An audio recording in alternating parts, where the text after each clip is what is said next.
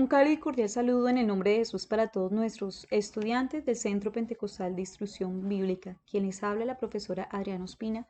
Y estamos en la materia de evangelismo, la lección número 4 que lleva por título La cosecha perdida. Les recuerdo a todos nuestros estudiantes que deben de haber leído cada lección y en sus cuadernos escribir la enseñanza, lo que entendieron de cada lección.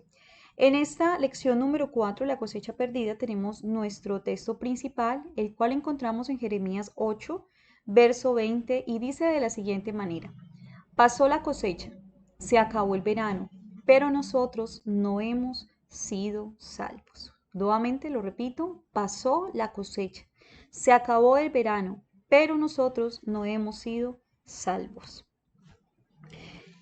Quiero retomar el significado de la palabra siega o cosecha. Cuando estamos hablando de la siega nos referimos a una cosecha y se dice que esta expresión indica la llegada de un tiempo o temporada de recolectar el fruto de la siembra. Jeremías 8:20 nos está mostrando un terrible lamento de aquellos que han perdido una gran y una única oportunidad de vida eterna. Dice que pasó la siega, que terminó el verano, y dice, y nosotros no hemos sido salvos. Y en la clase pasada con los estudiantes estábamos ahondando un poco en este tema y socializando de qué terrible se siente cuando uno deja pasar alguna oportunidad y ya sabe que esa oportunidad no vuelve más. Y sabemos que algún día, sea aquellas personas que no aceptaron a Cristo en su corazón, pasen a la eternidad, o cuando Cristo venga por su iglesia, va a haber ese clamor, que digan, ya pasó el tiempo de ser salvos y nosotros nos hemos quedado, nosotros ya perdimos la oportunidad de salvación y van a ser cosechas perdidas. Y ese clamor de aquellas personas, estábamos reflexionando en esto, y ojalá que ese clamor de aquellas personas no sea por culpa nuestra, no sea a causa de nuestra indiferencia o irresponsabilidad de los salvos, de los hijos de Dios, de los cristianos. Las almas se pueden perder porque ellos mismos rechazan la palabra de Dios, porque no aceptan a Cristo como su único y suficiente Salvador, pero que nunca se pierdan las almas por culpa nuestra, porque no les predicamos, no les compartimos, no les sembramos la palabra del Señor, porque no cumplimos esa comisión que Dios nos ha dado a cada uno de nosotros. Estábamos compartiendo en la clase pasada de experiencias que quizás todos hemos tenido en algún momento, donde hemos cargado con la culpa de no haberle hablado a alguien, sentimos el deseo, Dios colocó el sentir, pero por X o Y razón, por los afanes de la vida, a veces desaprovechamos esa oportunidad de hablarle a alguien y a los días esa persona parte a la eternidad y uno queda con un sinsabor, con una amargura, con una culpa, con un peso de no haber compartido la palabra de Dios. Y es terrible, se siente terrible cuando uno, por causa de uno, otra persona es herida, es lastimada y más cuando es lastimada eternamente y ya no hay nada que hacer. Entonces, no podemos dejar perder la cosecha. De eso se trata esta lección, la cosecha perdida. La palabra clave del texto de Jeremías 8:20 es pasó. Y esa palabra pasó nos indica que todo tiene un lazo, todo tiene un espacio, un periodo de tiempo, todo tiene un inicio y también todo tiene un final. Hay un tiempo muy precioso el cual nosotros estamos viviendo y quizás muchas personas no lo reconocen, no se concientizan de este tiempo tan especial que estamos viviendo aún el mismo pueblo cristiano, pero es un tiempo muy valioso y es el tiempo de gracia. Se entiende por gracia el favor o el don gratuito concedido por Dios. Pero tenemos que tener claro de que este tiempo de gracia un día terminará, ya sea con nuestra muerte o con la venida del Señor Jesucristo. Ese tiempo de gracia va a llegar a su término y muchas personas son las que se van a quedar sin salvación. Y Jeremías 8:20 va a ser una realidad, un lamento en la vida de estas personas. También encontramos una palabra clave en nuestra lección número 4, la cosecha perdida, y es cosechador. Y el cosechador es aquel que recoge los beneficios de la siembra. Uno es el que siembra, ¿cierto? Esa es una actividad, pero hay otra actividad que es cosechar.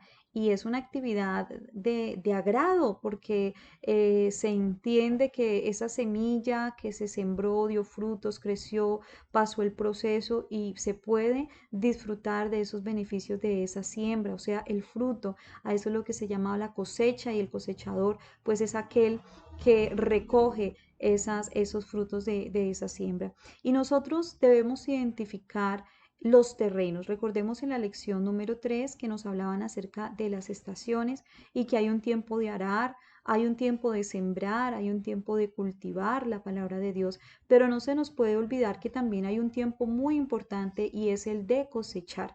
Hay personas que han hecho mucho atrás una labor de sembrar, de cultivar la palabra de Dios y hoy hay cosecha que nosotros necesitamos recolectar, no solamente sembrar, porque muchas veces nos metemos en nuestra mente solamente la función de ir y sembrar la palabra de Dios, pero hay terrenos que ya está sembrada la palabra de Dios, que lo que hay que hacer es cultivarla, o hay otros terrenos en que ya la cosecha está lista y hay es que recoger esa cosecha. Entonces recordemos que en la palabra de Dios encontramos los sembradores, pero también encontramos los segadores o los cosechadores.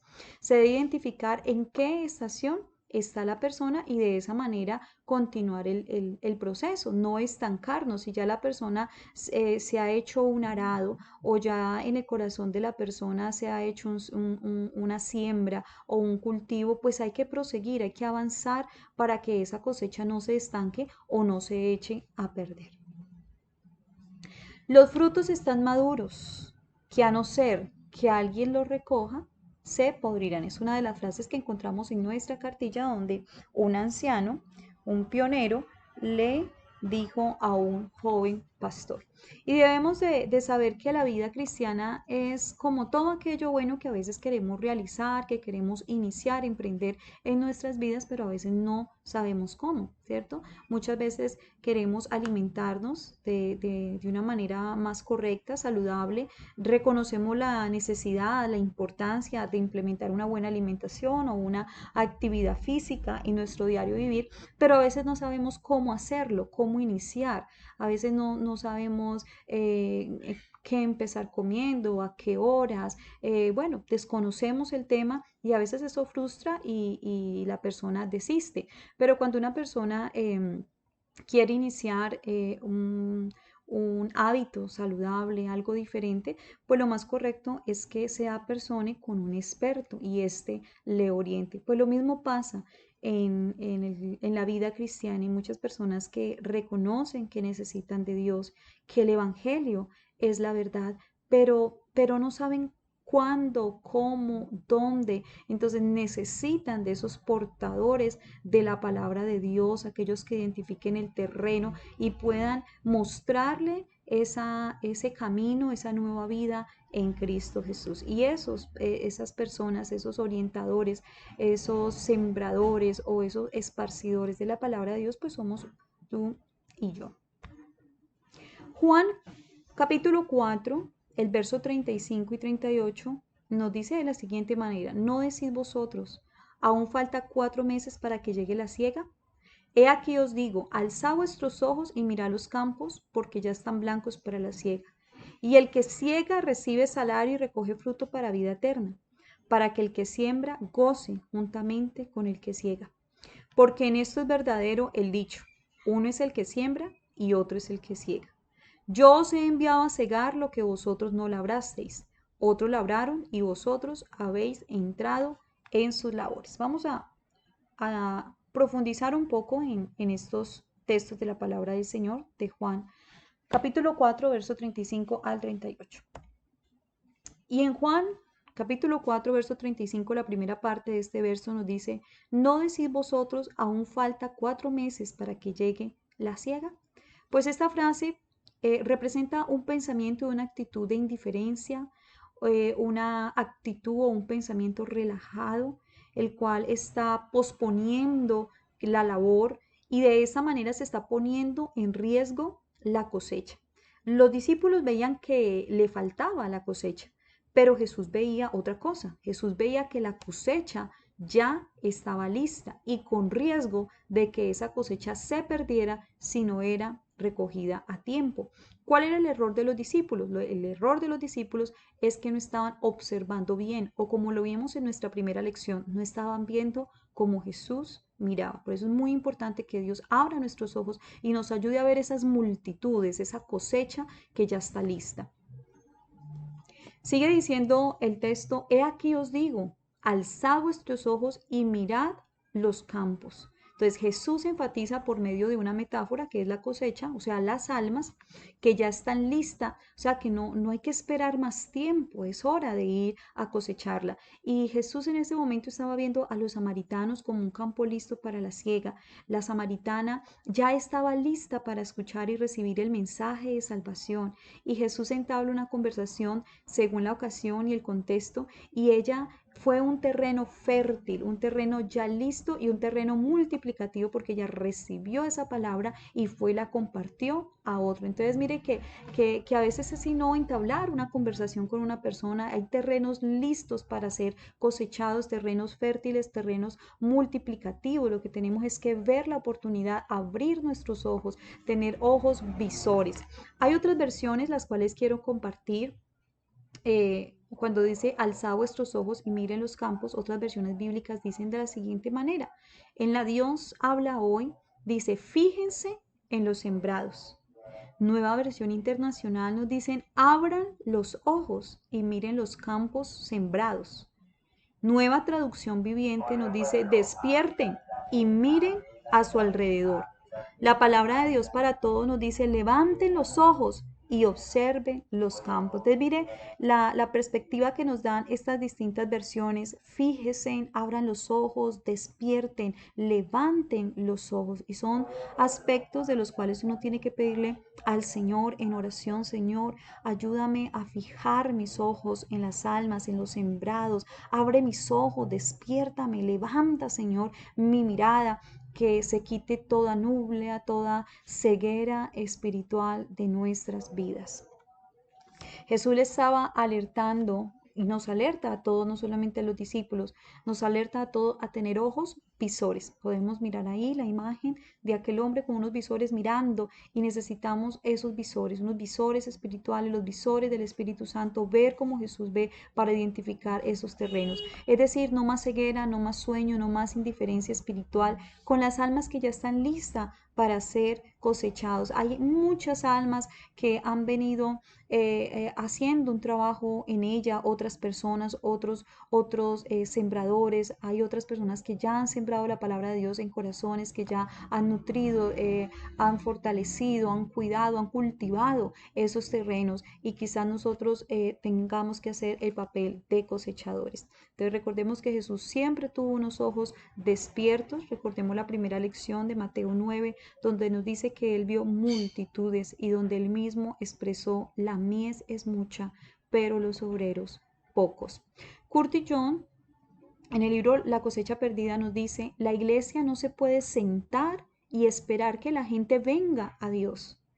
Eido es el término griego para la palabra ver y significa mirar fijamente con ojos abiertos, como algo asombroso, una inspección ferviente, y coloqué aquí entre paréntesis como buscando la dracma perdida. Yo creo que a todos nosotros se nos ha perdido algo en la casa y uno comienza a buscar y uno agudiza su mirada, uno es mirando en todo lugar a donde encuentra eso perdido. Asimismo, nosotros tenemos que agudizar nuestros ojos y buscar las almas perdidas. Jesús siempre se fijó, él siempre se concentró, siempre detuvo su mirada, se interesó, se preocupó por las almas perdidas, y esa es la actitud que nosotros como hijos de Dios debemos tener. Juan 4:35 nos sigue diciendo, porque ya están blancos para la siega. El término griego para blancos es leucos, significa seco, listos, maduros. Jesús lo que nos quiere decir es que los sembrados ya están listos, hay almas listas. Detrás de nosotros hay un arduo trabajo de siembra que nosotros debemos cosechar. No solo debemos ver la oportunidad para sembrar, sino también para cosechar. No solamente debemos ser labradores, ni sembradores, ni cultivadores de la palabra de Dios, sino también cosechadores de almas. Muchos cristianos e iglesias se quedan estancados en la estación de la siembra. Evangelizan, evangelizan, siembra, siembra, siembra, siembra, pero no se dan cuenta de que ya hay frutos para recoger, hay cosechas que ya están listas, no hay que esperar más. Es una gran realidad y el Señor quiere abrir nuestros ojos y hacernos consciente de esta gran realidad que hay cosecha para nuestras iglesias. Juan 4:36 dice, y el que ciega recibe salario. Eso quiere decir que hay recompensa, que el trabajo en el Señor no es en vano, como nos lo dice 1 Corintios 15:58. Así que, hermanos míos, está firmes y constantes, creciendo en la obra del Señor siempre, sabiendo que vuestro trabajo en el Señor no es en vano. Podemos ser totalmente conscientes de que Dios nunca va a dejar ese trabajo de esa obra de ganar un alma para el reino de los cielos en vano. Solo él lo toma en cuenta, nunca se le pasa por alto esa labor tan importante que cada uno de nosotros hacemos. Primera de Tesalonicenses 2, 19, 20 dice, porque cuál es nuestra esperanza o gozo o corona de que me gloríe. ¿No lo sois vosotros delante de nuestro Señor Jesucristo en su venida? Vosotros sois nuestra gloria y nuestro gozo. Mire, nuestra gloria y nuestro gozo no está en las cosas materiales que poseamos, sino en ver las almas llegando a los pies de Cristo. Es ahí donde está nuestra verdadera gloria y nuestro verdadero gozo. Evangelizar a los perdidos y ver que ellos lleguen a los pies de nuestro Salvador. Entonces siempre recordemos que la recompensa nos la da el Señor. Atesoramos tesoros en los cielos cuando un pecador se arrepiente, y más que sea por nuestra labor, por nuestra oración, por nuestro trabajo, por nuestra constancia, por nuestra perseverancia con esa alma. Juan 4:36 dice, y el que ciega recibe salario y recoge fruto para vida eterna. Esto sí es hermoso. La Nueva Traducción Viviente nos dice, son personas que pasan a la vida eterna. Es que no nos estamos ganando cualquier cosa. Son almas, almas para la vida eterna. Ese fruto es para vida eterna. Esa persona es para vida eterna. La salvación de las almas que Cristo compró con su sangre preciosa. Entonces, que la obra que Cristo ha hecho en nosotros de frutos, y esos frutos sean ¿qué? Ganar almas para su gloria y para su honra. Y nos sigue diciendo este texto, el que siembra, goce juntamente con el que ciega. Mire, no debe haber una competencia entre el sembrador y el cosechador, no deben haber celos entre estas dos labores, entre el que siembra y entre el que cosecha. Debemos de tener claro que las almas no pertenecen a ningún pastor, a ningún líder, a ninguna denominación. Las almas son del Señor, le pertenecen a Él, no de los hombres. ¿Por qué? Porque el que dio la vida, su sangre en la cruz del Calvario, el que pagó el precio fue el Señor Jesucristo, no nosotros. Entonces es muy importante eso, porque a veces hay divisiones, hay disensiones, hay peleas entre a veces los mismos cristianos por un simpatizante, por un alma, y lo que hace eso es echar a perder la cosecha. Primera de Pedro 1:18 nos dice, sabiendo que habéis sido rescatados de vuestra vana conducta, la cual recibisteis por tradición de vuestros padres, no con cosas corruptibles como oro y plata. Hemos sido rescatados. ¿Por quién? Por el Señor Jesucristo. Y Juan capítulo 4, verso 38 nos sigue diciendo, porque en esto es verdadero el dicho, uno es el que siembra y otro es el que ciega. Yo os he enviado a cegar lo que vosotros no labrasteis, otros labraron y vosotros habéis entrado en sus labores. Recordemos lo que 1 Corintios 3:6 nos dice, yo sembré, Apolo regó, pero Dios ha dado el crecimiento. No siempre cosechamos del terreno que sembramos, en ocasiones cosechamos de otros terrenos y hay otras personas que van a cosechar lo que nosotros sembramos. Lo importante es que hayan tanto sembradores como cosechadores, y no solo somos llamados a sembrar, sino también a cosechar. Entonces es muy importante que sepamos hacer, sea cual sea la labor, sea arar, sea sembrar, sea cultivar o sea cosechar. ¿Por qué debemos orar? Esta parte me gustó muchísimo. Y dice Mateo 9:38, roga pues al Señor de la mies para que envíe obreros a su mies. Y Juan 9:4 nos dice, me es necesario hacer las obras del que me envió, entre tanto que el día dura, la noche viene cuando nadie puede trabajar. ¿Por qué debemos orar? Mire, erramos cuando solo oramos por las almas perdidas, para que el Señor añada a la iglesia a los que han de ser salvos. Yo creo que todos en algún momento hemos hecho esta labor, pero en sí Mateo 9:38 nos dice que no oremos tanto por las almas, sino que oremos para que hayan obreros y vayan a esa mies, a esa cosecha, y esa cosecha no se eche a perder. Entonces no debemos orar por los perdidos sin antes haber ido a ellos llevándole la buena noticia de salvación, porque muchas veces oramos por las almas, pero no vamos a llevar la palabra de Dios. Entonces es incoherente esta clase de oraciones. Debemos orar para que los salvos tengan una visión por el mundo perdido, para que nosotros los hijos de Dios sean abiertos nuestros ojos, para que podamos salir como esos obreros de Jesucristo a arar, a sembrar, a cultivar o a cosechar esa palabra de Dios en esos corazones, y que cada uno de nosotros, los hijos de Dios, sintamos esa necesidad de alcanzar la cosecha. Cuando hemos hecho el trabajo, eso nos da a nosotros el derecho de orar por esas almas en las cuales se está haciendo el trabajo. De lo contrario, sería incoherente orar por los perdidos cuando no se les ha llevado la palabra del Señor. Recordemos que el Señor nos dice en su palabra, ¿cómo creerán? ¿Cómo oirán? Si no hay quien les predique, si no hay quien les hable. Entonces no esperemos a que llegue la noche como lo vemos aquí en Juan 9:4, en que lleguen los días malos, en que los que no podamos predicar, no podamos evangelizar, o nuestros labios sean cerrados con la muerte y ya no podamos hacer nada por los demás. Hoy es el tiempo para activarnos como miembros, como parte del cuerpo de Cristo, y hacer esa labor que Dios nos ha encomendado, a lo que Dios nos ha llamado a ejercer. De esta manera llegamos pues el final de nuestra lección número 4 y continuamos con nuestra lección número 5. Que el Señor Jesús les bendiga a todos.